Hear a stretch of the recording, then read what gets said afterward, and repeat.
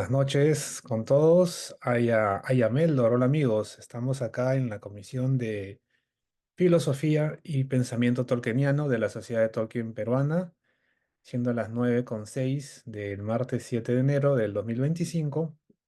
Este, dentro de nuestro programa de Entre Niños y Pensadores, esta tercera sesión y primera del presente año, vamos a tocar el tema de el filósofo Leonardo Polo y Tolkien, con un invitado muy especial de la Universidad de Piura, el magíster Aldo Llanos.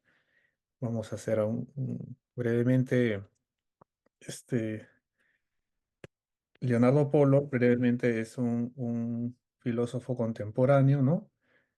Que ha nacido en 1926, brevemente en España. Estudió Derecho y Filosofía en la Complutense de Madrid y fue catedrático en la Universidad de Navarra por 30 años, ¿no? De metafísica. Y fallece en el 2013, ¿no? Su obra principal tiene varias, ¿no? Han hecho una serie de recopilación de 27 tomos de la EUNSA, la Universidad de Navarra, ¿no? Por discípulos de él, por discípulos de él. Entonces, tiene una obra muy, muy extensa, siendo las principales, me parece, Antropología Trascendental y el ser y la persona, entre otras, ¿no? Eh, en brevemente lo que he podido leer en este poco tiempo, aparte del cuerpo y la psiquis clásicas, él aportó sobre ya el ser y la persona, el núcleo, la esencia de la persona, a lo que él denominó antropología trascendental, que lo vamos a ver con nuestro invitado de esta noche.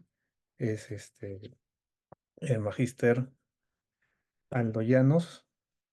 Eh, Aldo Llanos estudió en Ciencias Biológicas en la Universidad de San Marcos, en la Facultad Educación en la Facultad de Teología y Pontificia Civil de Lima, y una maestría también en Antropología Filosófica en la Universidad de Piura. Estudios predoctorales en la Universidad de Montesquieu en Francia. Y es profesor universitario en la Universidad de Piura y en la Universidad Católica Sede Sapientai, ¿no? Y ha impartido conferencias en Chile, Colombia, México, España y Perú, eh, en temas de teología y filosofía, ¿no? Entonces, le damos la bienvenida con esta pequeña introducción para dejar la presente sesión a cargo de usted. Muchas gracias por aceptar la invitación de parte de la Sociedad Tolkien Peruana. Bueno, muy buenas noches a todos. Si se me escucha bien, para mí es un enorme honor y placer estar una vez más con ustedes. De vez en cuando acompaño las actividades que ustedes realizan y voy a hacer el intento de hacer una suerte de relación entre la filosofía de Leonardo Polo y la magna obra de Tolkien, que es extensa. Yo no he podido leerla toda, en definitiva. Por lo tanto, eh, sí considero que hay intuiciones en Tolkien que nos puede ayudar a pensar que puede ser leído con los lentes de la filosofía poliana, que más que una filosofía es una antropología trascendental. Es decir, con lo que nos puede aportar y nos aporta Leonardo Polo y su antropología trascendental, podemos conocer y ampliar los horizontes de sabiduría que nos comparte Tolkien en sus obras. Para ello voy a compartir un PPT. Me avisan si es que lo pueden visualizar de manera completa. Todavía no está completo, Aldo. Ahora Ahora, sí, sí. muy bien. Bueno, entonces esto vamos a llamarlo Leonardo Polo y la obra de Tolkien. Bueno, básicamente Leonardo Polo Barrena que nace en 1926 y fallece en el 2013, muy recientemente, fue un filósofo y profesor universitario español que es o que se está volviendo más conocido porque amplía las nociones aristotélico-tomistas, dándoles continuidad, pero desde un método que es muy propio. Es un método que él lo desarrolló en vida, y que muchos de sus discípulos, incluso algunos discípulos hasta el día de su muerte, otros, como Eugenio Trías, que dejó de ser su discípulo en un breve tiempo, pero que continuó hablando al respecto, siguen y utilizan de alguna manera el método poliano, que es el abandono del límite mental. Ahora, Leonardo Polo Barrena es un filósofo bastante interesante porque no solamente estudia a profundidad a los filósofos clásicos, en especial Platón, Aristóteles, San Agustín, Santo Tomás de Aquino, Scott o Ockham, pero también empieza a leer a profundidad a los modernos, en especial Descartes, Spinoza, Leibniz, Kant, Hegel, Kierkegaard, Nietzsche, Husserl, Scheler, Heidegger, etc. Pero lo que busca Polo es intentar ir más allá de los planteamientos tanto de clásicos y de modernos, buscando audazmente rectificar sus errores. Si bien es cierto, don Leonardo es continuador de la tradición aristotélico-tomista y es un filósofo de raigambre cristiano, al igual que nuestro autor Tolkien, Polo tiene la virtud, por así decirlo, de no pensar como hicieron muchos filósofos en el siglo XX, sobre todo los filósofos de matriz cristiana, y es el de pensar que la filosofía perennis se acabó con el tomismo o con el neotomismo. Polo lo que piensa es tratar de encontrar un diálogo entre los filósofos clásicos y los filósofos modernos, pero busca continuar, que no se queda en la tradición de la filosofía perennis con Tomás de Aquino, sino que también es capaz de reconocer los aportes de la filosofía moderna. E incluso sus seguidores hemos empezado, por así decirlo, a tratar de leer la filosofía contemporánea, tratando de comprenderla y buscar rectificar sus errores reconociéndolos. En ese sentido, Polo es especulativo. Pero ante todo, Polo es un pensador realista. Y con el método, que es el método del abandono del límite mental, él puede acceder a cuatro temas reales centrales en su filosofía, que él suele llamar, porque lo es, una antropología trascendental. El acto de ser del universo, la esencia del universo, el acto de ser humano y la esencia humana. Pues bien, para intentar leer la obra de Tolkien en clave poliana, voy a referirme esta noche al acto de ser humano y la esencia humana. Entonces, este es un esquema que puede mostrarnos quién es la persona humana, y ciertamente acá los personajes de Tolkien también pueden ser leídos. Si bien es cierto, la persona humana es una unidad, para cuestiones didácticas lo he separado de esta manera. Básicamente, la persona humana está constituido por un ser personal, que es como lo nuclear, lo íntimo, lo medular, y un modo de ser que la filosofía clásica le llama esencia, y que la filosofía moderna y contemporánea incluso la han llamado como naturaleza. Pero, para clarificar los términos, vamos a llamarle ser personal y modo de ser o esencia. El modo de ser básicamente está constituido por dos potencias pasivas, es decir, perfectibles, perfectibles que es que cuando pasan de potencia a acto, empiezan a perfeccionarse, que vendrían a estar en esto que se llama alma, que es la razón y la voluntad.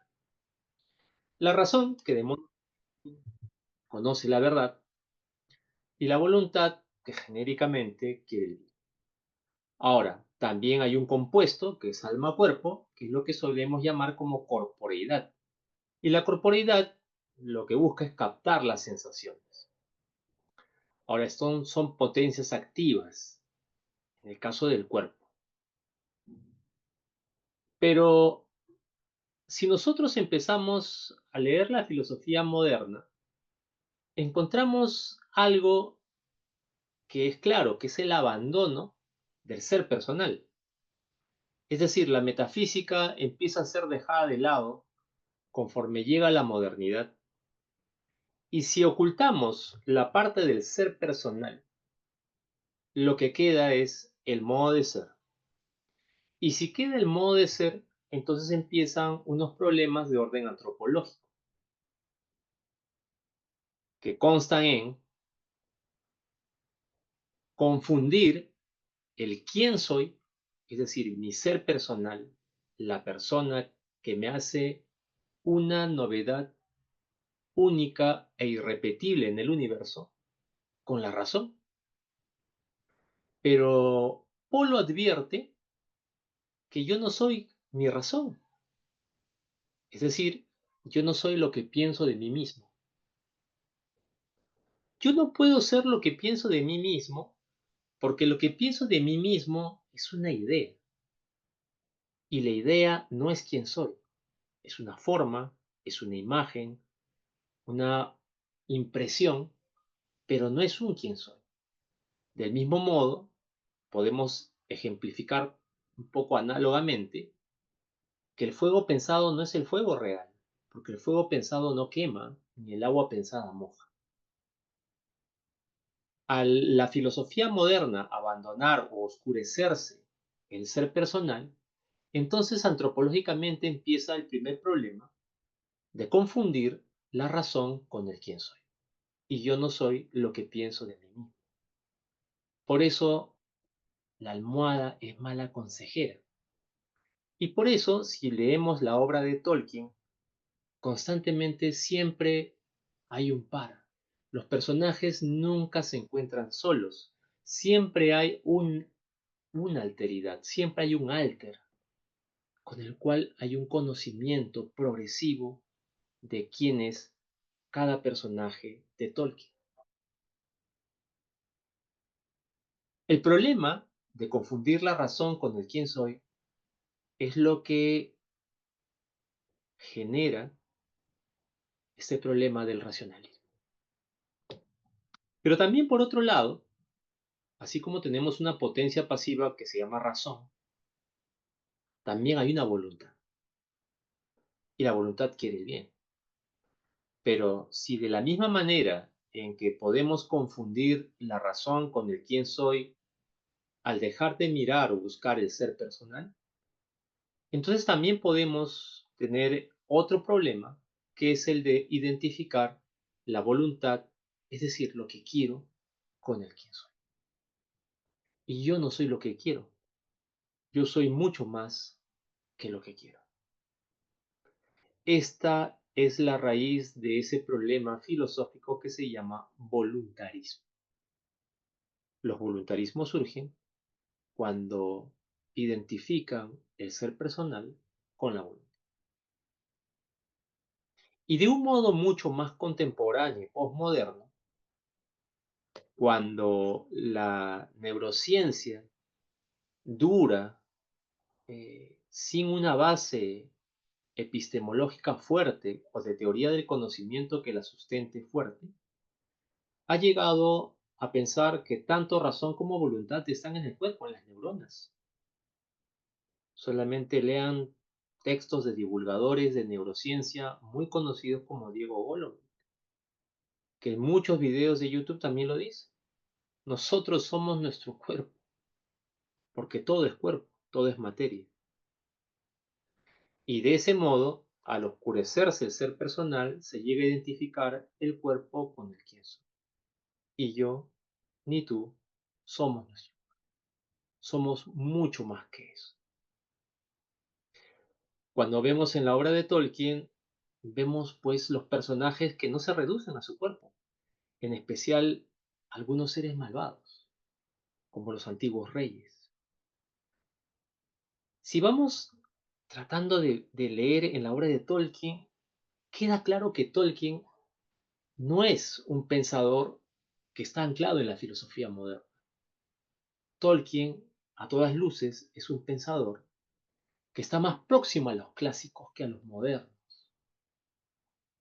Más próximo a los clásicos porque él sí, a través de su obra, de una manera directa o indirecta, intencionadamente o no, trata de buscar, por medio de sus personajes, el ser personal de cada uno, como una metáfora de la búsqueda personal de quiénes somos. Ahora, el ser personal, ¿qué es? Si yo no soy lo que pienso de mí mismo, yo no soy lo que quiero de mí, y yo no soy mi cuerpo, entonces ¿quién soy? Para comprender quiénes somos, debemos entender, y Polo lo hace notar con mucha clarividencia, que somos una novedad radical en el universo, que no hubo, ni hay, ni habrá nadie como tú ni como yo, y que este quién soy puede manifestarse mediante tres actos que difieren de las potencias porque son perfectas, que a diferencia, y ahí viene la especulación poliana que amplía a la filosofía clásica, que entendía mediante la metafísica unas trascendentales universales como el ser, el bien, la verdad, la belleza, el uno, el algo. Polo piensa que hay unos trascendentes personales que son superiores a los trascendentes universales. Estos trascendentes personales es la coexistencia, la libertad trascendental, con lo que se amplía la noción de libertad que se tiene en la filosofía moderna como en la clásica, de ubicar la libertad no en el ser personal, sino en el modo de ser, es decir, como parte de la voluntad. El conocer personal, que también amplía lo que la filosofía moderna reduce a la razón o inteligencia. Ahí hay una suerte de encuentro con la filosofía clásica porque él le llamaría conocer personal al entendimiento agente. Y finalmente, el amar personal.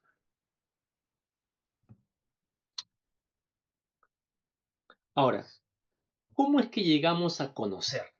Es la gran pregunta de la teoría del conocimiento poliano. Entonces, si retrocedemos, nos vamos a dar cuenta que hay un tipo de conocer que es propio del modo de ser, y hay un tipo de conocer que es de un conocer trascendente, un conocer que me permite descubrir quién soy. Entonces, empecemos como con el conocimiento en el modo de ser. El conocimiento en el modo de ser, que es el conocimiento, el conocer producto de nuestra inteligencia o nuestra razón, es un conocimiento que puede llamarse objetivante. ¿Por qué se dice objetivante? Porque objetiva, conoce mediante la representación de objetos de la realidad. ¿Cómo se opera esto? Veamos, frente a la realidad, nuestro cuerpo, que capta sensaciones, lo va a captar mediante sentidos internos y sentidos externos. Lo captado es llevado a la inteligencia, la cual le va a otorgar un concepto, le va a dar una suerte de relaciones análogas y también le va a permitir un juicio crítico. Este es el conocer que objetivo, que es el conocer propio de la inteligencia, potencia pasiva, que se encuentra en el modo de ser. Entonces, nosotros tenemos sentidos externos y sentidos internos. Voy a desarrollarlo más adelante. Con los sentidos externos puedo ver, por ejemplo, una planta de este tipo. De los sentidos externos pasará a los sentidos internos dentro del cuerpo y luego eso es llevado hacia la inteligencia. Esto que conocemos como percepción nos dice que el acto de conocer de nuestra inteligencia en el modo de ser atiende lo real, que es lo que se siente y es causa del sentir, y lo convierte en formal, es decir, lo real pasa a formal y se convierte en un objeto sensible, que es por lo que se siente, que es intencional, porque hay pura remitencia, no semejanza, pero es una remitencia que no agota lo real. Nosotros con nuestra inteligencia conocemos lo real, pero no conocemos o no podemos conocer toda la realidad que hay en esa cosa real, sino lo que es capaz de remitir a través de nuestros sentidos externos e internos que capta. Por lo tanto, lo formal no deriva de la realidad física, sino del conocimiento en sí. Entonces, si tenemos a una persona que se encuentra frente a una cosa que es lo real, esto va a ser captado por los sentidos externos, luego pasará a los sentidos internos y luego es mostrado a la inteligencia donde se forma el objeto, que no es lo real, sino lo que es captado y lo que remite la realidad como imagen mental. Si nos damos cuenta, ¿el objeto es lo real? No. El objetivo, lo objetual, no puede ser lo real. Por eso es que Polo se da cuenta que el conocer con la inteligencia que se encuentra en el modo de ser es un conocer que no nos va a permitir conocer lo superior, sino lo inferior. Y lo superior es precisamente el quién soy y el ser extramental de las cosas. Ahora, ¿cómo se va a lograr esto? Es decir, si la filosofía moderna repara en que el acceso al ser es complicado, es una tarea no fácil, y el ser personal empieza a dejarse de lado y empiezan con la modernidad las confusiones entre el quién soy con lo que pienso de mí mismo, entre el quién soy con lo que quiero de mí mismo, entre el quién soy y el cuerpo que tengo. Entonces, para acceder al ser, no se debe utilizar la inteligencia propia del modo de ser. No se debe objetivar, porque en definitiva, el objeto pensado no es lo real, es lo formal. El objeto pensado no es lo real, es una imagen. Por lo tanto, mi quién soy no puede ser lo que pienso, quiero o tengo de mí mismo. El método poliano, entonces, repara y descubre que para conocer el quién soy hay que abandonar ese límite mental. Hay que conocer sin objetivar, sin formar objetos mentales, que es la vía que nosotros hemos estado viendo.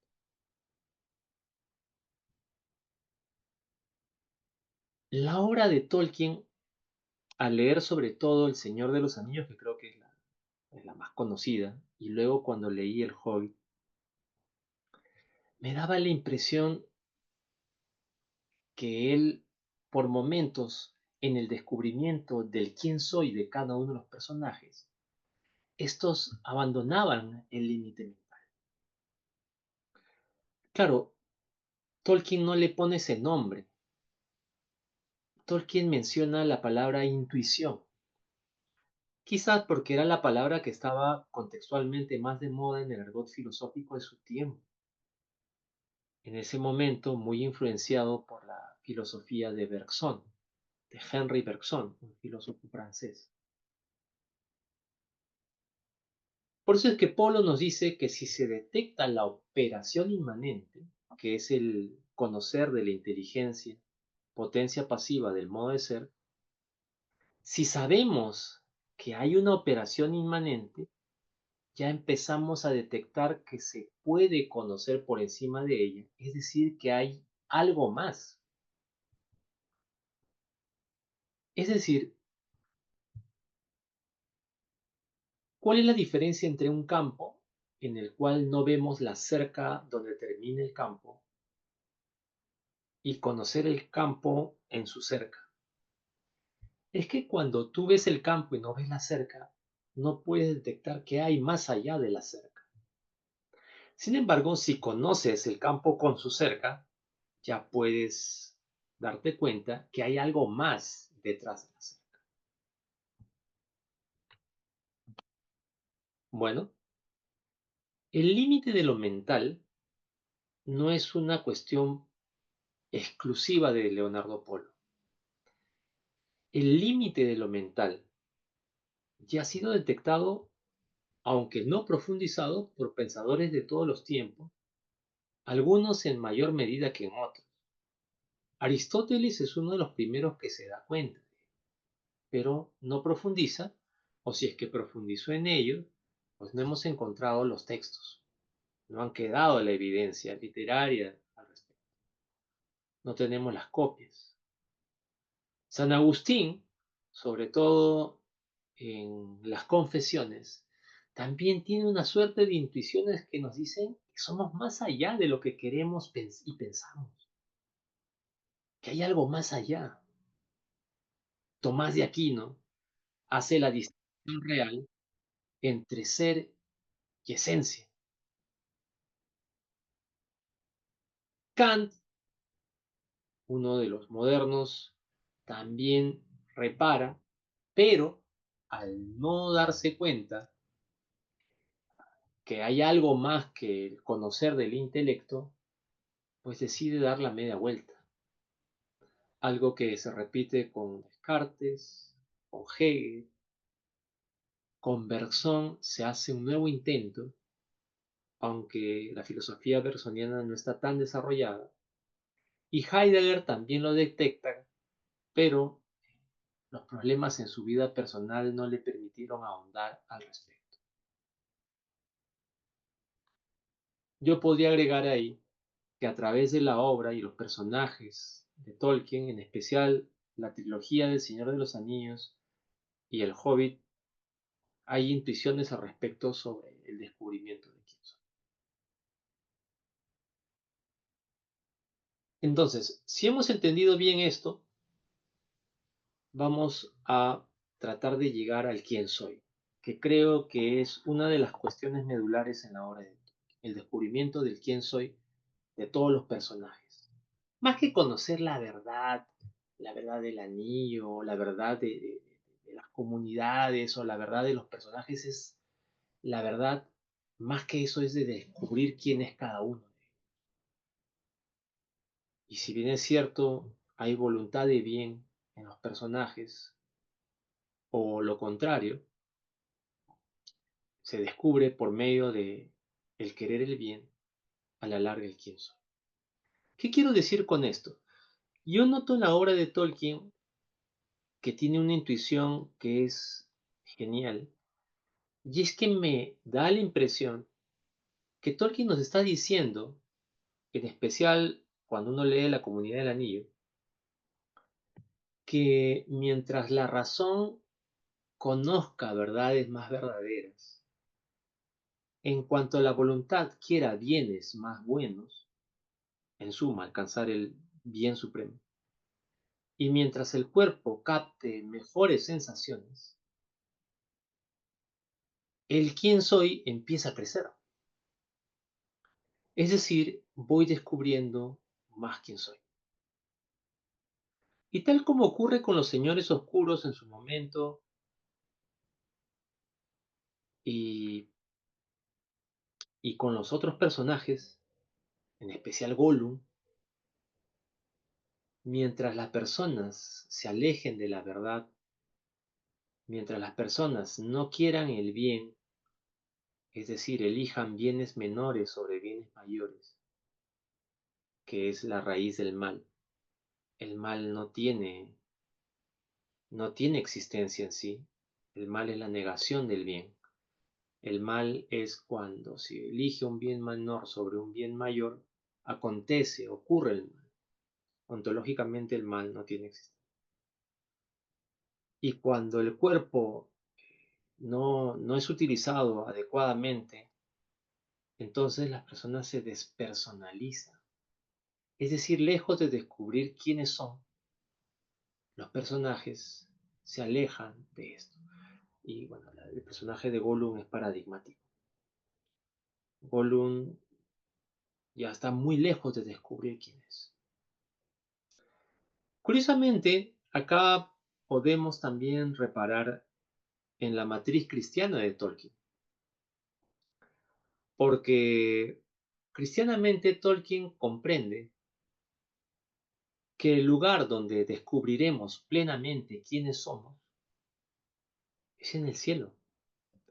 Cuando uno lee el libro del Apocalipsis, hay un pasaje donde habla que estaremos en un río donde habrán unas piedras y estarán escritos nuestros verdaderos nombres. Es decir, al no ser nosotros creados por nosotros mismos, es decir, nadie dice heme aquí en la existencia y existe, sino que somos criaturas, el que nos creó sabe realmente quiénes somos. Por lo tanto, habría dos formas de descubrir quiénes somos. Mediante un conocimiento progresivo de quién soy, que empieza cuando la razón conoce verdades más verdaderas, que empieza cuando la voluntad quiere bienes más buenos y cuando el cuerpo capta mejores sensaciones, es que vamos descubriendo progresivamente quiénes somos. Y eso es lo que pasa con la comunidad del anillo. Eso es lo que pasa con los personajes en esta suerte de viaje del héroe, en esta suerte de aventura, es donde van descubriendo quiénes son. Y lo contrario pasa con Gollum. Por eso es que creo que Tolkien comprende también que en el infierno nunca sabremos quiénes somos. En el infierno nunca sabremos quiénes somos, porque nos hemos dedicado a escapar de la verdad, a huir de la verdad, a elegir bienes menores por sobre bienes mayores y a no buscar correctas sensaciones. Esto me hace recordar a las películas de exorcismo, donde el exorcista le pregunta como parte del ritual al poseído, a la poseída, el nombre del quien lo está poseyendo. Y si nos damos cuenta, la mayoría parte de películas tienen mucha realidad porque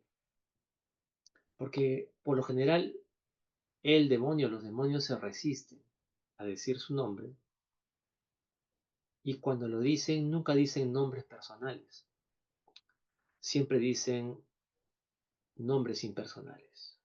666, Legión, Diabolos, significa aquel que divide.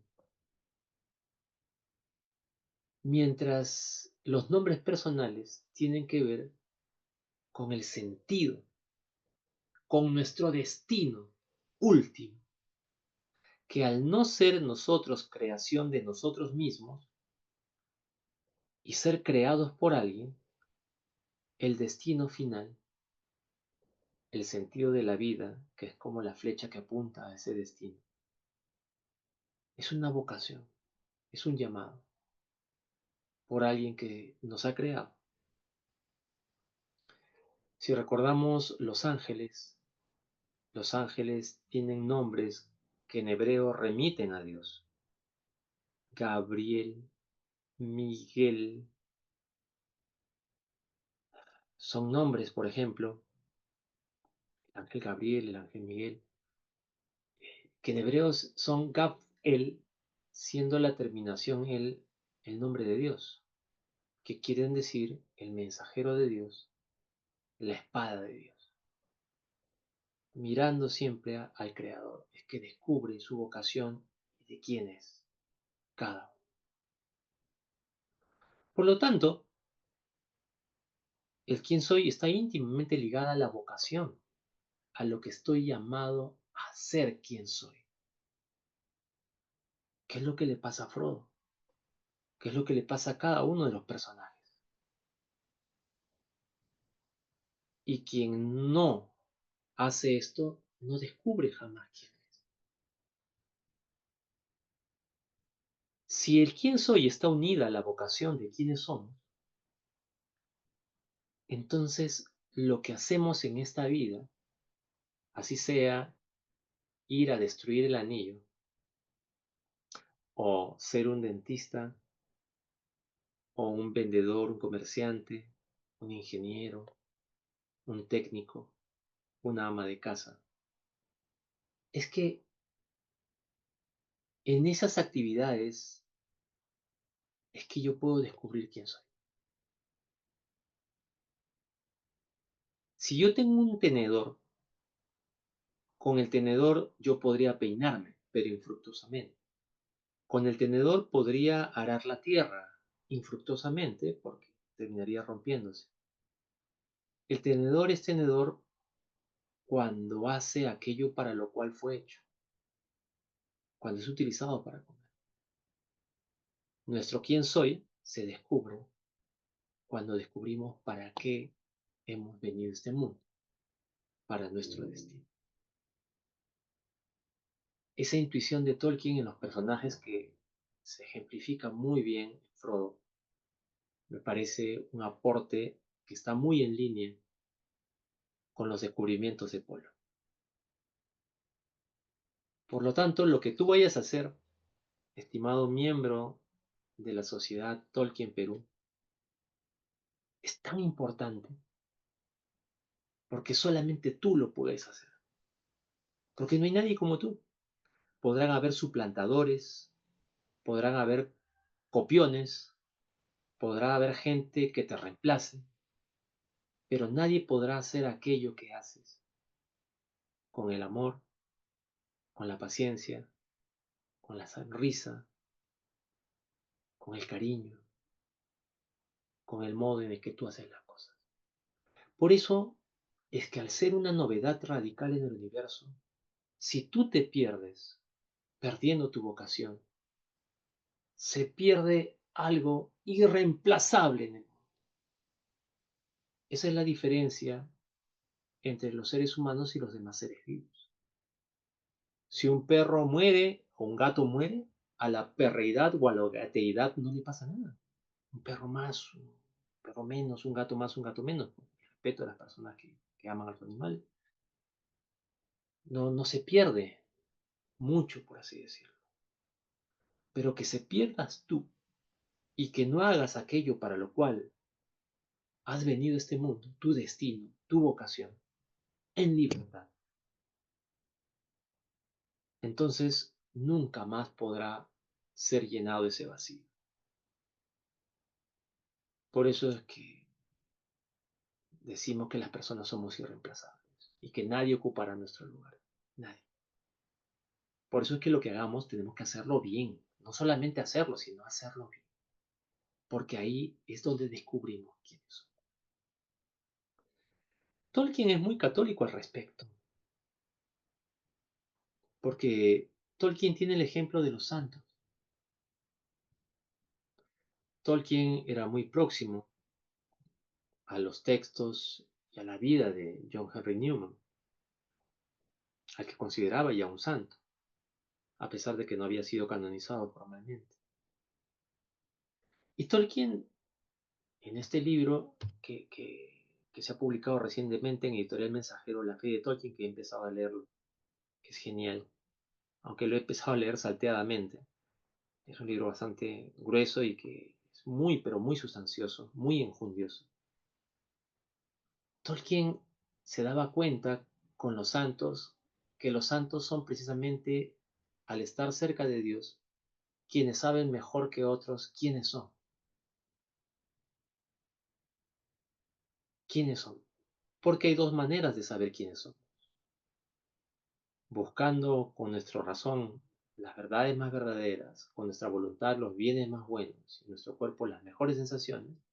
Pero también hay otro modo, cuando tú tienes un contacto directo con el que te crea y te va diciendo quién eres. Y te va diciendo quién eres.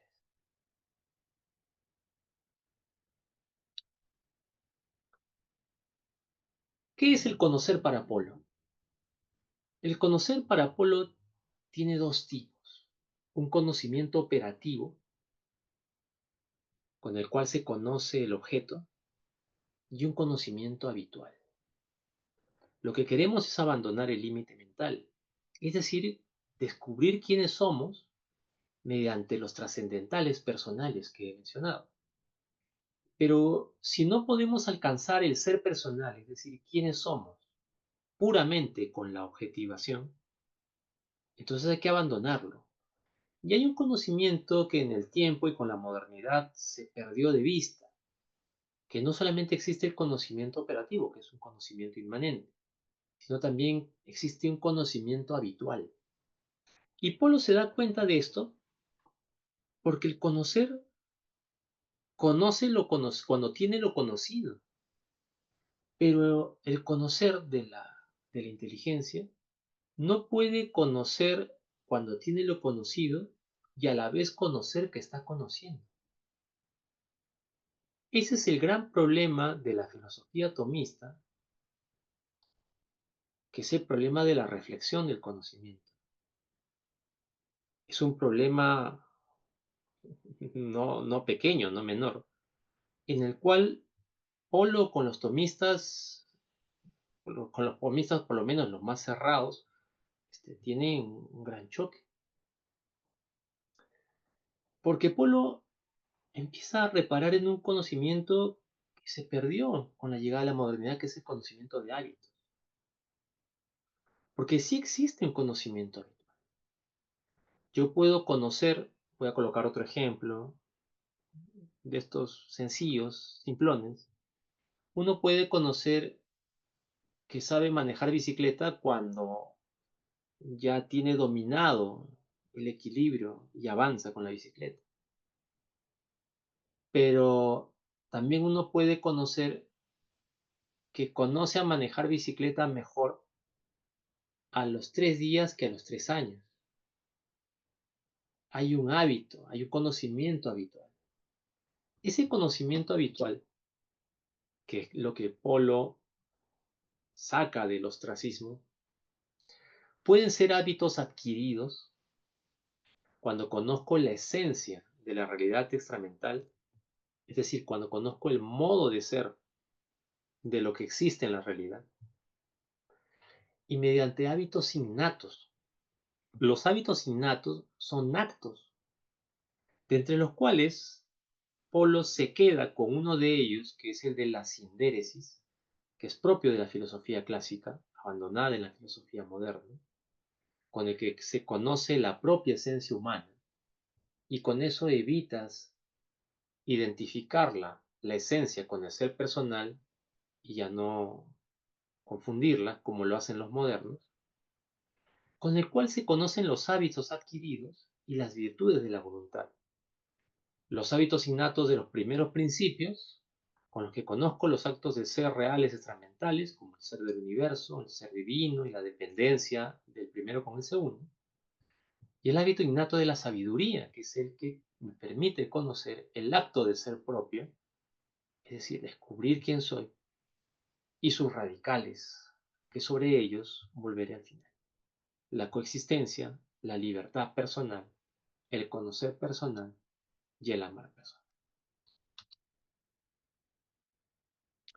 ¿Cómo se abandona el límite mental? El límite mental se abandona abandonando el objeto transobjetivamente. Con esto se conoce lo que no se puede conocer formando un objeto mental. Por ejemplo, tú no puedes objetivar el acto de ser extramental, como el acto de ser del universo físico, el acto del ser divino y la dependencia del acto de ser del universo físico con el divino. En definitiva, no puede ser objetivado, lo supera. Y también la esencia del universo, como las cuatro causas físicas, que Tomás de Aquino las desarrolló muy bien. Las cuatro causas físicas del universo, es la causa material, la formal, la eficiente y la final, pero que no pueden ser objetivadas porque la objetivación solo conoce lo uno. La objetivación es un conocimiento del tipo analítico, no es sistémico. Pero tal como lo hizo ver Tomás de Aquino, la esencia del universo es concausal, no puede entenderse una sin la otra. Se caería en reduccionismo, que es el problema de la física contemporánea. Otra forma de abandonar el límite mental es abandonando el acto de conocer de la inteligencia, del modo de ser, que es un abandono transoperativo transinmanente. De esta manera se descubren dos temas, el acto de ser o la persona humana, el quién soy, y se distingue de la esencia, que es lo que hizo Tomás de Aquino en la distinción real. Pues bien, la esencia humana no se puede conocer tampoco analíticamente, sino sistemáticamente, cibernéticamente, porque el hombre no puede ser una máquina. Es decir, uno puede conocer una máquina descomponiendo sus partes y estudiando cada. Eh, pero el hombre no puede estudiarse uno sin lo otro. Es decir, pensemos en la biología. El corazón no se puede entender sin los nervios, el cerebro y la digestión tampoco, y sin el sistema circulatorio, es decir, no puede estudiarse de manera completa si no es sistémica. Por lo tanto, la conforman dos potencias inmateriales perfectibles, la inteligencia mediante hábitos y la voluntad mediante. Entonces, ahí es donde aparece la antropología poliana, del cual me parece que Tolkien tiene intuiciones, coincide. Para empezar está la naturaleza humana, que es la vida recibida o la herencia biológica. Las funciones vegetativas están en la naturaleza humana, donde nos unimos al resto de seres vivos porque tenemos nutrición, reproducción celular y crecimiento diferencial o desarrollo. Pero a su vez tenemos movimientos corporales que son múltiples, simples y heterogéneos. Masticar no es lo mismo que correr. Pero a su vez en la naturaleza humana también tenemos facultades cognitivas sensibles que nos permiten iniciar el conocimiento a nivel de la inteligencia, que son los sentidos externos, del tacto a la vista, siendo el menos importante el tacto y el más importante la vista. ¿Por qué el tacto es el menos importante? Porque con el tacto necesito el contacto para conocer. Yo no puedo conocer táctilmente, remotamente, por vía remota, no se puede. El gusto es superior al tacto porque puedo conocer ya de una manera matizada al contacto, que son las papilas gustativas de la lengua. Con el olfato ya puedo conocer a la distancia. Con el oído ya puedo conocer el tiempo incluso, porque aún cerrando los ojos, con el oído puedo percibir y conocer si algo está por venir, algo está pasando o algo ya pasó, mientras que la vista es el sentido externo superior, porque no es necesario tener el contacto para conocer, y porque me permite conocer además del tiempo el espacio. Para los sentidos internos son el sensorio común, la imaginación, la memoria y la cogitativa, tal igual como lo propone la filosofía clásica. Acá yo quiero detenerme en la imaginación, porque la obra de Tolkien es eminentemente una obra didáctica y pedagógica. Es decir, se estimula la imaginación, porque la imaginación provee las imágenes que van a ser presentadas a la inteligencia, y al ser presentadas con la inteligencia, podemos hacer mejores remitencias de lo real y, por lo tanto, comprender la verdad de las diversas situaciones. Y, por lo tanto, al comprender la verdad, vamos a quererlas. Por eso es que la obra de Tolkien es didáctica y es pedagógica, porque nos permite imaginar un universo y unos personajes que van no solamente en búsqueda de la verdad, el bien y el bienestar corpóreo, sino que nos permiten ver, nos permite mostrarnos la búsqueda del ser personal, es decir, de quiénes somos.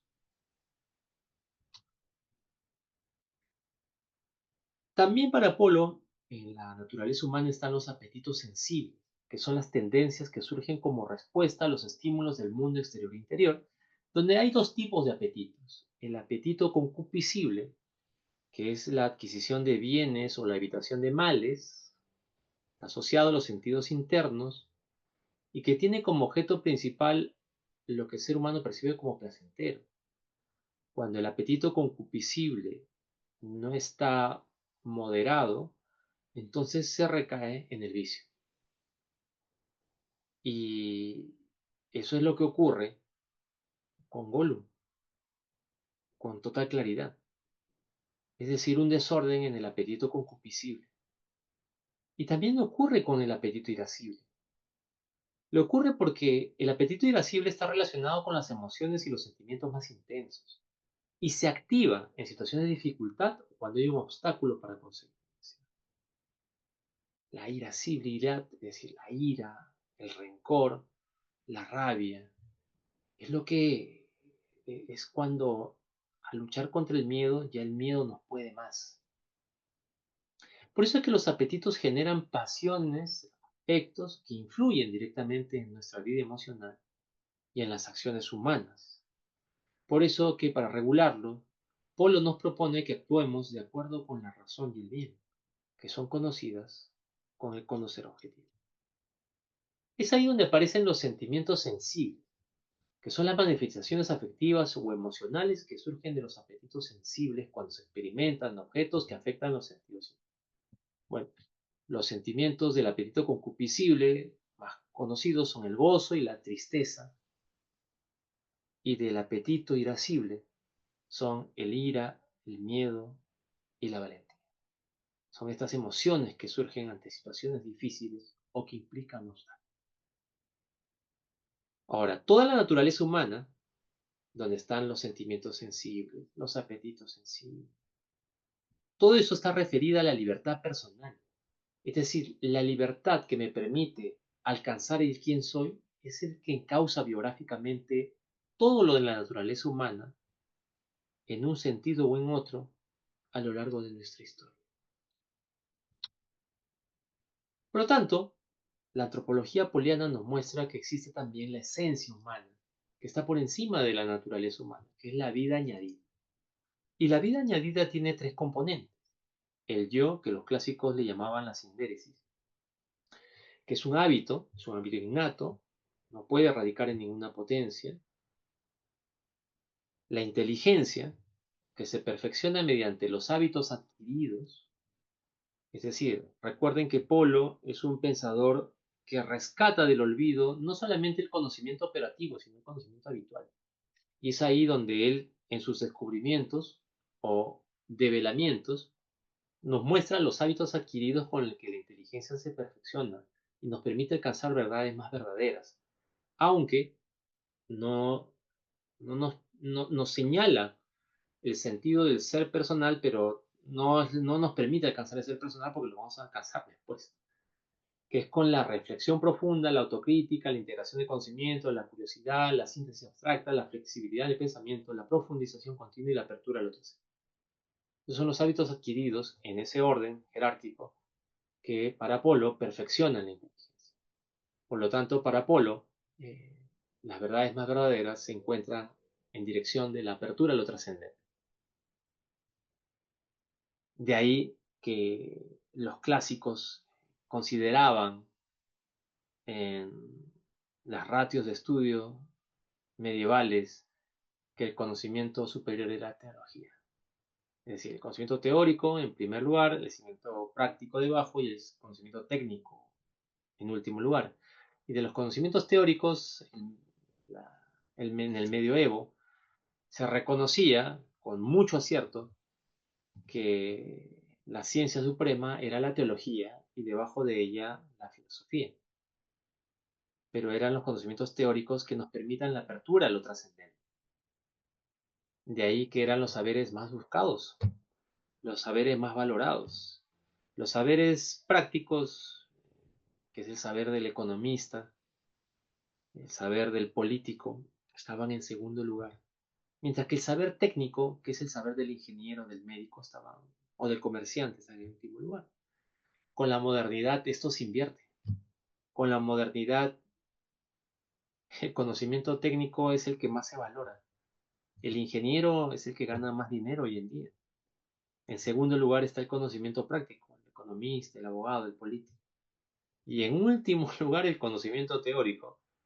Y entre ellos pues la filosofía y la teología. Por eso es que, ¿qué pasa si un muchacho se acerca y le dice a su papá, quiero estudiar filosofía, teología? La respuesta va a ser la mía. Te vas a morir de hambre. Pero bueno, continuemos. Según la distinción clásica, la razón teórica se perfecciona con el hábito de ciencia y la razón práctica se perfecciona con el hábito de prudencia, que está con un pie en la inteligencia y con un pie en la voluntad. Para Apolo, también rescatando y tomando de la filosofía clásica, la voluntad tiene un único bien, un único fin que es el bien último, y se perfecciona con las virtudes adquiridas, como la prudencia, la fortaleza, la templanza y la justicia, que son las llamadas virtudes cardinales. Ahora, tanto inteligencia como voluntad se perfeccionan tras su activación. Esto complementa muy bien lo que dije hace un rato acerca de la inteligencia y la voluntad, en relación a señalar el camino hacia el ser perfecto. Y el tercer gran nivel es la vida personal, es decir, el acto de ser humano, el quién soy, el descubrir quién soy. Y precisamente el conocimiento habitual, de entre ellos el hábito de sabiduría que lo vimos en las diapositivas anteriores, es la apertura de la persona humana a su intimidad, es decir, es la vía de acceso para conocerlo. Es decir, el conocimiento operativo solamente nos ayuda a entender lo inferior en el orden del modo de ser, pero es mediante el conocimiento habitual donde empezamos a conocer en acto, que es el conocer personal. Ahora, aún así el hábito es inferior a la persona, no es la persona, pero está unido a ella. Un discípulo de Polo, Juan Fernando Selles, que es quizás el más prolífico discípulo de Polo, nos decía que el hábito de sabiduría es como una luz en la habitación que permite conocer lo que hay en ella. Definitivamente, la luz no es lo que hay en la habitación, pero nos permite conocer qué hay dentro de esta. Y a diferencia del acto de ser del universo, el cual no requiere de otro universo para ser y existir, la persona humana sí es coexistente. Por lo tanto, hay que hacer una distinción, y este es otro descubrimiento poliano, de que no podemos hablar de un ser como trascendente universal, como lo hace la filosofía clásica, porque si reparamos en el ser del universo con el ser de la persona humana, que son distintos. Por lo tanto, tiene que haber trascendentales que son personales, porque, como lo acabo de decir, el ser del universo no requiere de otro universo. Al universo no le hace falta otro universo para ser existente. En cambio, la persona humana no solamente es ser, sino es co-ser, es decir, es coexistente. Es imposible una única persona. Es imposible. No puede existir una persona sola. En ese sentido, ni siquiera Dios está solo. Porque si bien el ser humano tiene un ser personal y un modo de ser, un quién soy en el ser personal con un modo de ser, el mismo Dios tiene tres seres personales en su ser personal con un mismo modo de ser. Ni siquiera Dios está solo, es Padre, Hijo y Espíritu Santo. Y si somos creados a imagen y semejanza, dato que Tolkien lo tenía muy claro, es claro que las personas no pueden estar solas. Las personas son imposibles como personas únicas. Y eso ocurre muy claramente en la comunidad del anillo, donde se forman comunidad, donde hay una preocupación genuina de coexistir e iniciar una aventura juntos, comunidad como una unidad. A diferencia de Gollum, que para tener precioso anillo se aísla de todos y se empieza a despersonalizar. Por lo tanto, la soledad es una tragedia. Y es lo que le pasa al enano. O sea, el enano era de los últimos que quedaban, de los últimos que quedaban, y al ver en las minas que habían sido arrasados y prácticamente aniquilados todos los que estaban ahí, encuentra sentido a su vida en la aventura de destruir el anillo, pero junto a otros seres, no solo. El que está despersonalizado va a querer estar solo. Lo que conforma la coexistencia personal, por lo tanto, son los llamados trascendentales personales, que difieren de los trascendentales clásicos, que es lo que acabo de decir. Por eso, para Polo, la filosofía última no puede ser la metafísica, sino tiene que ser una antropología, porque hay trascendentales personales, muy distintos a los trascendentales universales o clásicos. A esto es lo que Polo llama antropología trascendental, y por ese título del libro, mi estimado, que lo mostraste en la pantalla. Los trascendentales personales son el coexistir personal, la libertad personal y el conocer personal y el amar personal.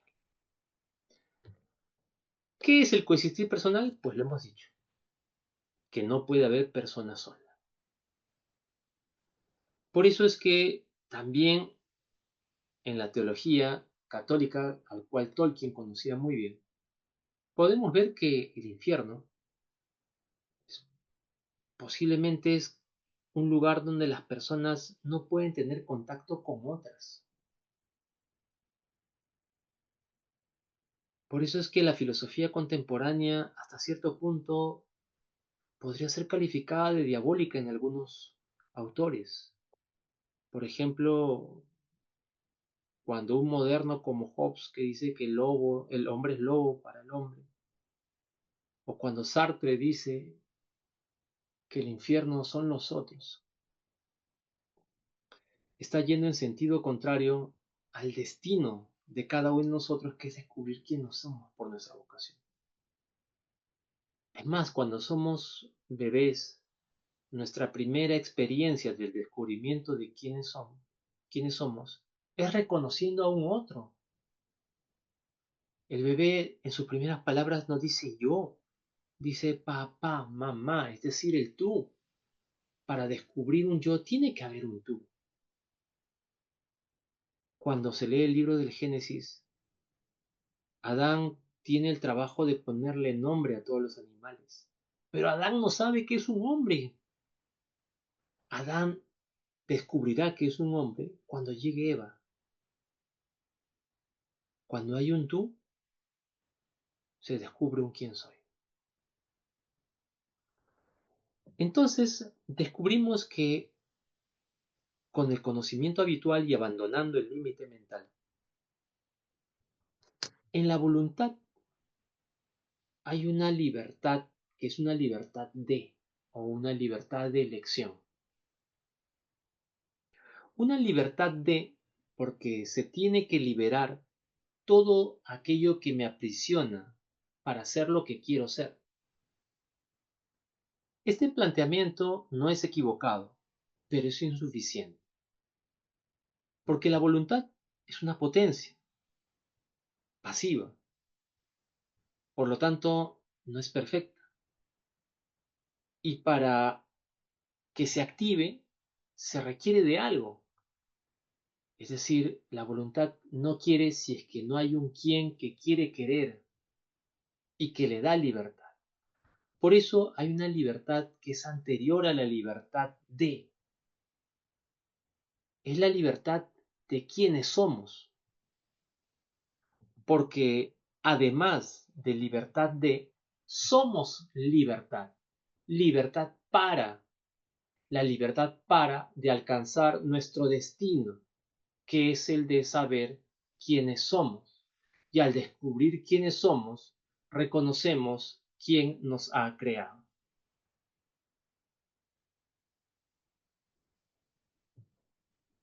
La libertad, en último término, es una libertad de destinación, que es lo que se lee en todas las obras de Tolkien. El conocer personal es el trascendental personal que nos permite, en acto, conocer lo que la libertad nos permite, conocer quiénes somos. Y el amar personal nos hace ver que así como somos don, el amar implica dar, pero sobre todo aceptar. Que el amar más que tener es dar. Que el amar más que dar es darse. Y darse viene de dar el ser. Por eso un gran poeta decía, ¿cómo quisiera ser aquello que te doy para no quedarme ni siquiera conmigo mismo? Claro, porque cuando te doy un regalo, te quedas con el regalo y yo me quedo acá. Pero ¿cómo quisiera hacer ese regalo para irme todo contigo? Pero el amar personal sobre todo es aceptar. Aceptar el quiénes somos. Porque no somos creación de nosotros mismos y no somos creados. El amar personal es amar nuestra vocación.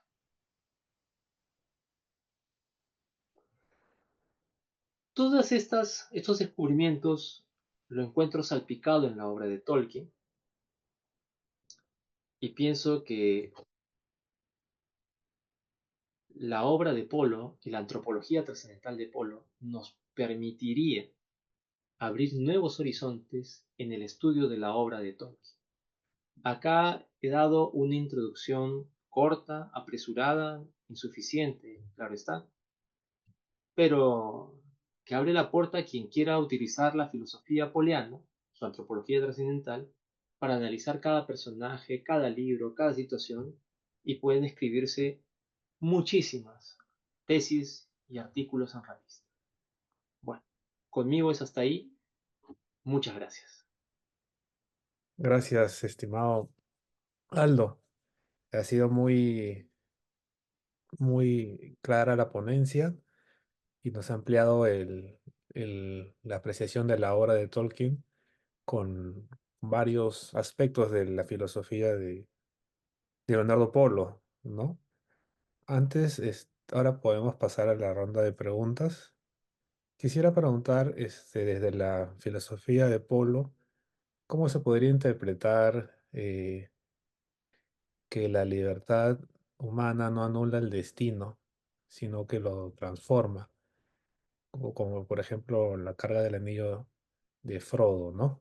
Y eso también, como el libre, de ahí, partiendo de aquí, como también el libre albedrío de los católicos está eh, con la predestinación de los calvinistas. Ah, bueno, no soy un experto en los calvinistas, aunque tengo amigos que me han dado libros calvinistas, pero eh, creo que puedo responder con mayor eficiencia la primera parte de la pregunta. Eh, claro, yo pienso que Tolkien, es cierto, no lo dice con todas sus letras. Tolkien tiene la intuición de que la libertad, más que la libertad de la voluntad, que es como lo interpretaban los clásicos y que lo agudizan los modernos, que es una libertad de Tolkien se da cuenta en los personajes que es una libertad para, es decir, una libertad que trata de descubrir cuál es el sentido de cada uno de ellos. Y el sentido está muy asociado a su destino. El destino no se construye, sino el destino se descubre. Y la libertad se utiliza. Es una libertad para en el sentido que es una libertad última de destinación, lo cual no anula la libertad de. Tenemos libertad de elección, libertad de quitarnos todo lo que nos impide alcanzar nuestras metas, sí, ciertamente, pero sobre todo somos libertad. ¿Y por qué somos libertad? Porque es lo que nos permite alcanzar este destino. Un destino que tal como yo interpreto a Tolkien en clave poliana, es un destino dado, no es un destino construido, tal como los modernos lo interpretan. No, cada uno es constructor de su destino, ¿no? Pienso que Tolkien, y eso lo entendí muy bien en, en este libro, quizás algunos lo han leído, el de, no sé si se ve bien, ahí, Ahí se ve. el de Colin Durés, donde sí, pues para Tolkien el destino estaba dado. Y eso yo lo puedo decir, afirmar, cuando leo la biografía de Tolkien, al menos la de Colin Durés. Entonces, yo creo que por ahí va la cosa. Por ahí va la cosa para hacer una distinción poliana. Gracias, estimado Aldo. ¿Alguna pregunta para, para con el expositor? ¿Otra pregunta?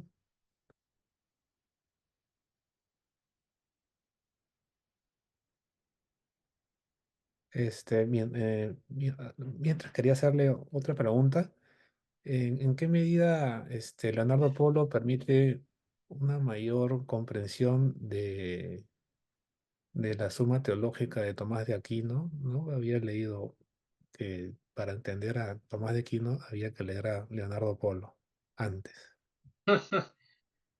Eh, mira, como lo dije al comienzo, les pido perdón porque en una hora explicar la filosofía poliana, que pretende ser la continuación de la filosofía perennis, ha sido muy atrevido. Ha sido muy atrevido. Eh, yo pienso que, tal como lo dije, Polo, voy a decirlo desde mi perspectiva y me hago responsable de mis palabras. Este es Aldo Llanos y no es Polo, aunque algunos polianos también lo digan así. Pienso que el problema con el tomismo no es Santo Tomás. El problema con el tomismo son los neotomistas. Los neotomistas de entre siglo XIX y siglo XX. De entre los neotomistas hay que hacer una distinción entre algunos neotomistas más moderados que reconocen que si bien es cierto Tomás de Aquino es un gran aporte, no es el único aporte y con el cual la filosofía perennis está clausurada, cerrada, no hay nada más que decir. Y los filósofos neotomistas que te dicen que es así, o sea, no hay nada más que decir.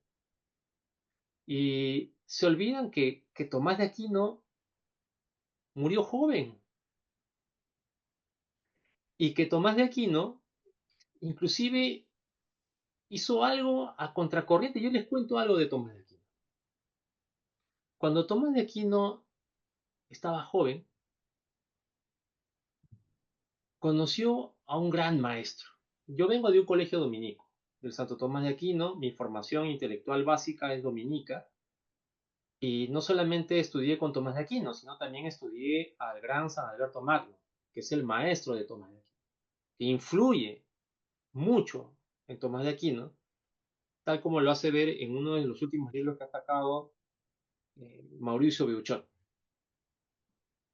Él nos dice que, que Tomás de Aquino, en su tiempo, se daba cuenta que la filosofía en el contexto cristiano de su tiempo era eminentemente agustina y por ende eminentemente platónica. Y hubieron muchas personas en ese contexto que decían que no había nada más que decir, que con Agustín ya estaba casi cerrado el tema. Y sin embargo, San Alberto Magno, un gran santo, le propone al joven Tomás de Aquino algo inaudito para muchas cabezas de ese tiempo. Le dice, ¿sabes qué, Tomás? Yo pienso que la filosofía de matriz cristiana y la teología no está cerrada con Agustín. ¿Qué te parece si empiezas a estudiar a este filósofo? Y cuando Tomás de Aquino se da cuenta de quién era, le dice, pero maestro, me estás pidiendo que estudie al filósofo que le da el soporte intelectual a nuestro enemigo, al Islam, a Aristóteles. Aristóteles, que con su filosofía sostenía el modelo cultural, político y filosófico musulmán.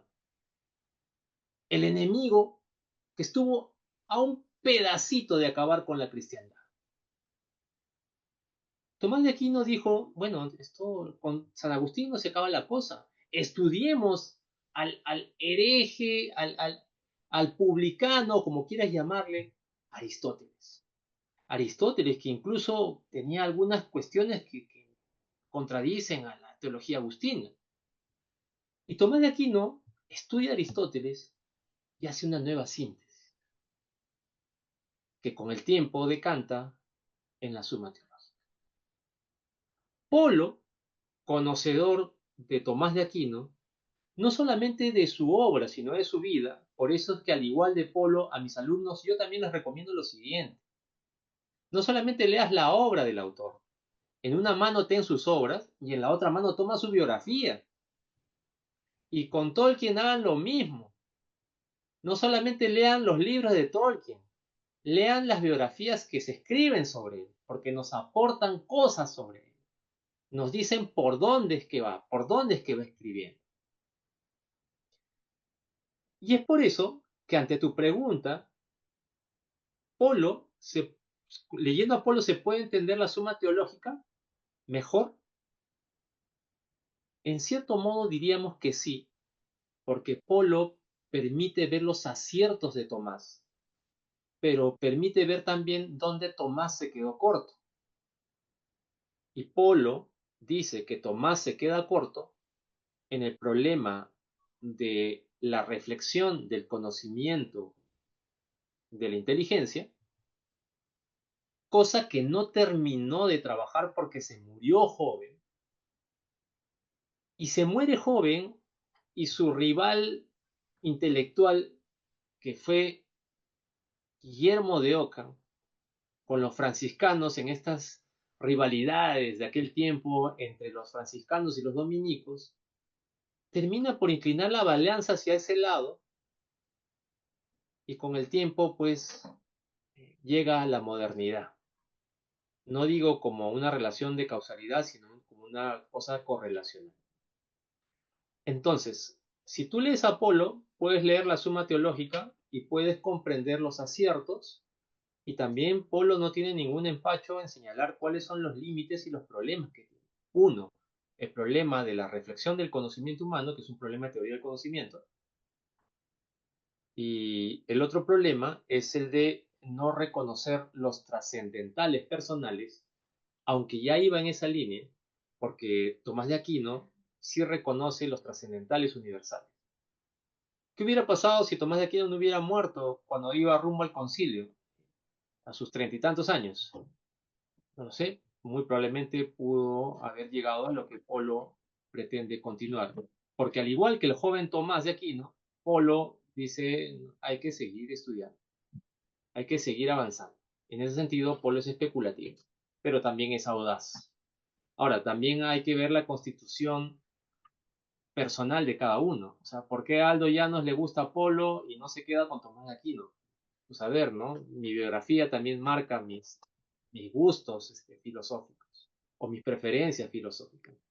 Quizás por eso yo soy especulativo, al igual que Polo, y no me gusta quedarme con algo, me gusta seguir avanzando. Hay quien prefiere quedarse con lo que hay y estudiar y profundizar con lo que hay, lo cual también está muy bien. No digo que esté mal. Y esa sería mi respuesta. Gracias, estimado Aldo. ¿Alguna pregunta del público? Hola, sí, tengo una pregunta. Ok. Ah, Buenas noches, profesor Llanos. Hola, Em, Fernando. Me llamaba la atención acerca del, cuando el planteamiento inicial acerca de la antropología trascendental, porque digamos que la antropología contemporánea como rama de las ciencias sociales tiene una matriz materialista.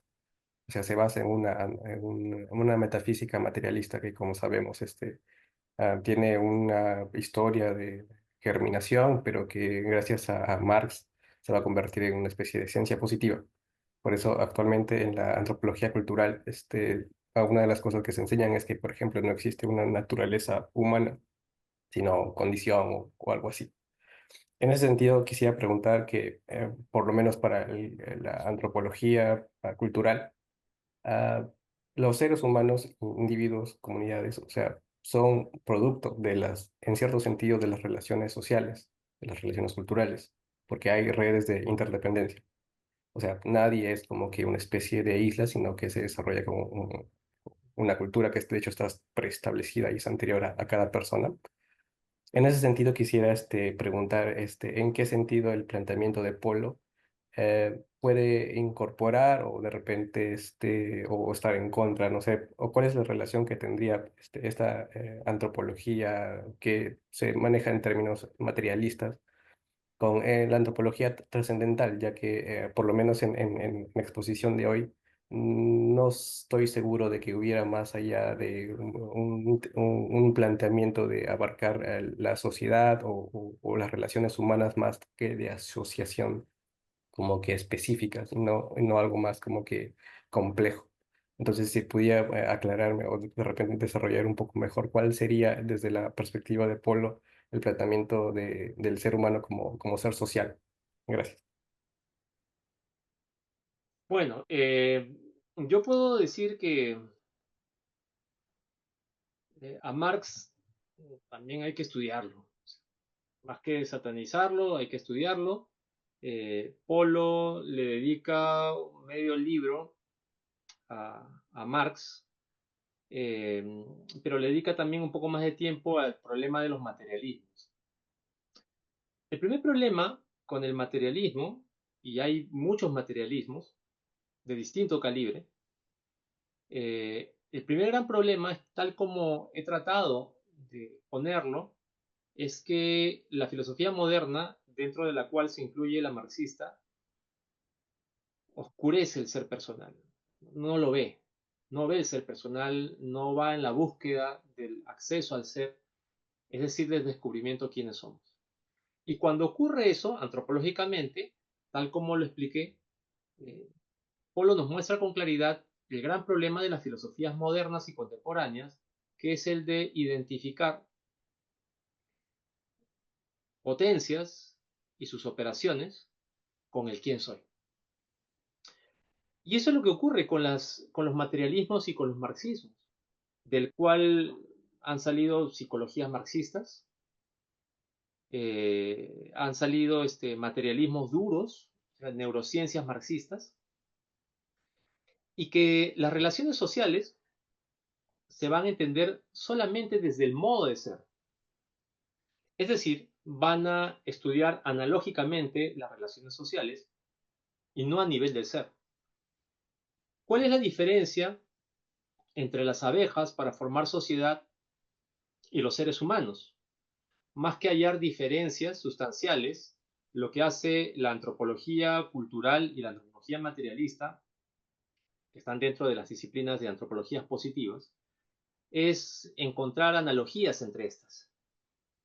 Y si bien es cierto, tal como yo lo he dicho, eh, hay un carácter social del hombre porque es propio de su naturaleza, es decir, biológicamente tenemos un carácter social, eh, pero ¿dónde está el fundamento que nos hace ser sociales?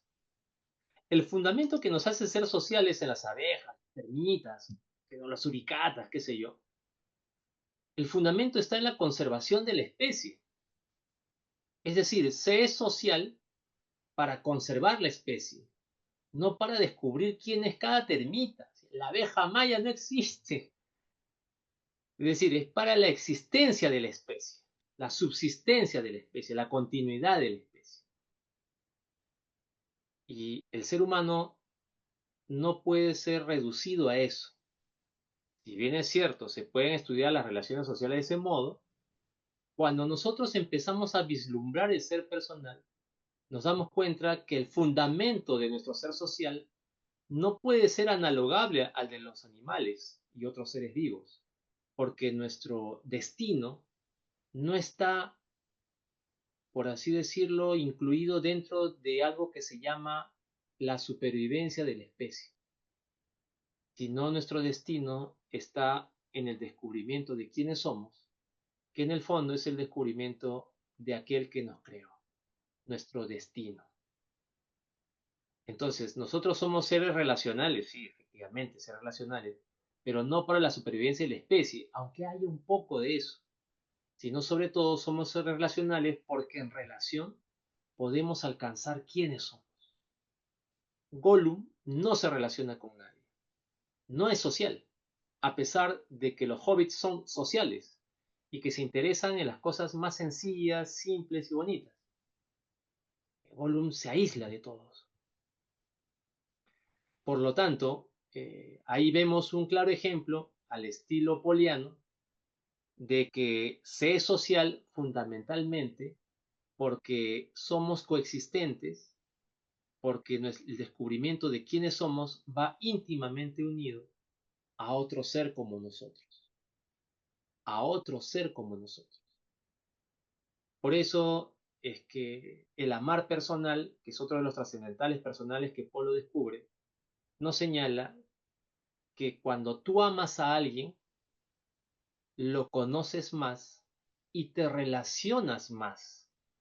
El buen profesor, el buen líder en la teoría de las empresas que nace de Leonardo Polo, porque también hay una línea de gestión empresarial a partir de Leonardo Polo, nos dice que el líder, el maestro, el político mejor, es el que cohesiona a los demás porque los ama.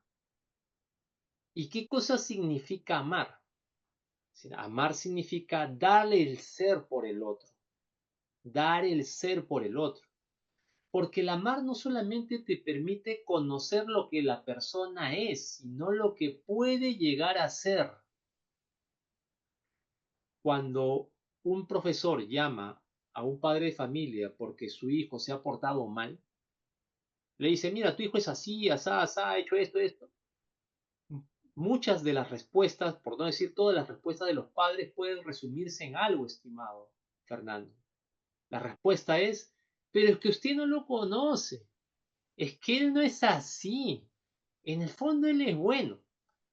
Entonces uno dice, pero si este chico está mal, o sea, ¿cómo lo puede ver eso? Bueno, porque el papá ama más que el profesor al hijo.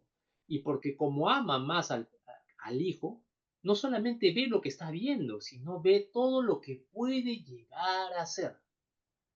Empieza a ver la grandeza de su destino por el amar personal. Por eso es que análogamente Tolkien se hace católico y por eso es que Lewis en su tiempo también se vuelve cristiano, porque empieza a descubrir que la esencia del cristianismo No es los sacramentos, la Biblia, ni siquiera la ética, es decir, portarse bien. La esencia del cristianismo es un Dios que que te ama y que no deja de apostar por ti, aunque tú, entre comillas, no des la talla o aunque a ti no te interese. Mira, todas estas cosas polianas yo las descubro en Tolkien al leer. Y es por eso que el aporte de Leonardo Polo, y empezando a estudiar el ser personal, abandonando el límite mental y con el conocimiento habitual, le daría a una teoría de las organizaciones, a, un, a una antropología social, a una antropología cultural, un calado que por lo general no tiene hoy en día. ¿Por qué? Porque nos analogan al nivel de los humanos, de los animales, de los seres vivos, humanos y animales, seres vivos, al mismo nivel. Ese es el problema. Espero haberme hecho entender, Fernando. Sí, profesor, muchas gracias. Bien, gracias. De repente una última pregunta, ya que estamos con la hora avanzada. Quería preguntar si, en cuanto a si la apertura la apertura al ser, ¿no? Que se refleja en la superación de los personajes contra el mal en la obra de Tolkien, en la caída de Sauron. eh, esto en cuanto a la libertad y apertura de lo trascendente en términos de la filosofía de Polo, ¿cómo sería profesor? Reformula la pregunta, por favor. ¿Cómo se puede interpretar la caída de Sauron en términos de la filosofía de Polo, en cuanto a la libertad humana y la apertura a lo trascendente, cuando cae el mal y hay una comprensión más amplia del, de los personajes, ¿no? Al poder trascender hacia el bien, la redención, ¿no? La esperanza. Sí, eso es una pregunta que me dio muchas vueltas, aunque yo sé que el autor de este libro no es del común agrado de muchos miembros de la sociedad, que es este de acá, y que lo estuve leyendo bastante. No sé si se puede ver. Ah, David Day. Ya. Muchos no lo quieren, pero bueno, me parece que es el único que ha sintetizado en este libro acerca de los personajes malignos en la obra de Tolkien, dentro de los cuales está Sauron. No sé si tú lo habrás leído. Este de Mm. acá. Ah, no, no, no, no. Básicamente, también lo leí en clave poliana. eh, y el problema está en que quien decide no apartarse de la verdad, quien decide no buscar bienes cada vez más buenos y quien decide denostar de su corporalidad, es aquel que empieza a perder su libertad personal. Su libertad personal va menguando. Por lo tanto, ya no es libre para alcanzar su destino. Y cuando ya no es libre, ya no puede alcanzar su destino. Empieza a despersonalizarse. Esto es lo que se llama el acontecimiento del mal. Y eso es una pérdida para el universo. Es una pérdida para el universo porque se pierde algo que pudo y debía ser y no fue. Que pudo y debía ser y no fue. Y como debía ser y no es, entonces el que es y el que alcanza su destino, finalmente es el que vence. Por eso es que los malos siempre terminan perdiendo, perdiendo porque están despersonalizándose cada vez más. Y eso es lo que ocurre con Sauron, aislado, es lo que ocurre con Saruman. Utiliza seres vivos, que son los orcos y todo eso, pero para la destrucción, no para la creación. ese tipo de empresas están destinadas indefectiblemente al fracaso. Quien se despersonaliza no alcanza su destino, se pierde, ahí viene la palabra pérdida, se pierde. En el universo se pierde algo irreemplazable y no llega a ningún buen término. No llega a ningún buen término. Ahora, el contexto de Tolkien es las guerras, o sea, las guerras mundiales. Y tal como lo dice Colin Duries en esta biografía, que es la que leí, y, bueno, y la de La fe de Tolkien, que la estoy leyendo por partes, eh, lo impresionó mucho. Y lo impresionó que a pesar de la potencia y la fuerza del mal, y el poder seductor del mal, eh, por eso es que Tolkien no tiene ningún reparo en hacer a los personajes malvados poderosos. Por eso es que, a diferencia de muchos autores de raíz cristiana, cuando hacen películas de matriz cristiana y muestran al diablo débil, fácil de vencer, que el santo o el personaje cristiano lo derrota con facilidad, pues es lo más anticristiano que puede haber. Porque lo más cristiano que puede haber es que el mal es potente, el mal es muy seductor, el mal es muy fuerte, el mal es muy, muy difícil de vencer. Pero sin embargo está destinado al fracaso. Y es lo que él vive en su contexto con las guerras. Él ve el poder y la potencia del mal, pero se da cuenta que al final el mal nunca gana. Y es lo que ocurre con los personajes. Por todos los personajes, inclusive que David Day menciona en este libro, todos terminan mal, todititos. Ninguno logra tener una victoria final.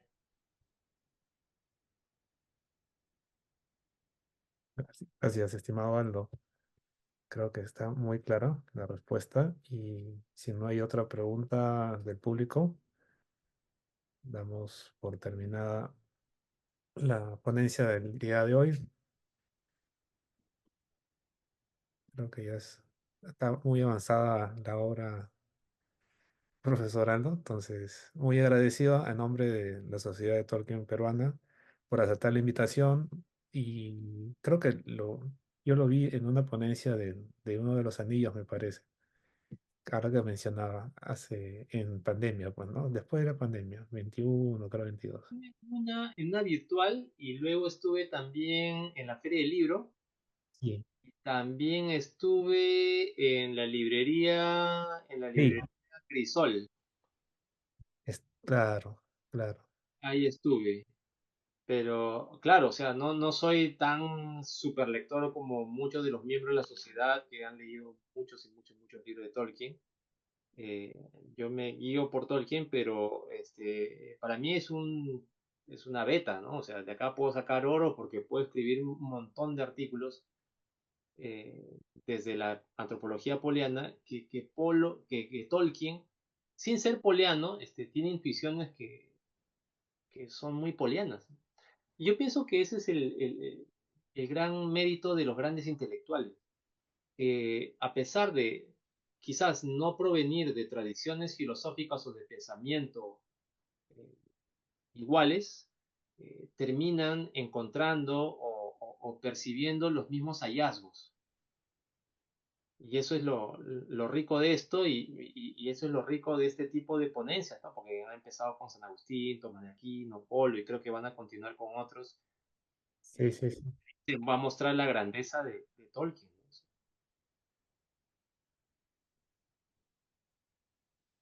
¿no? Así es, profesor. Estamos ahí. El año pasado comenzamos con Santo Tomás, este año, y Santo Tomás y San Agustín de Hipona. Sí, y Santo Tomás sí lo vi como mi buen amigo Dante. Sí, sí, sí, sí. Ah, pues ahí estamos.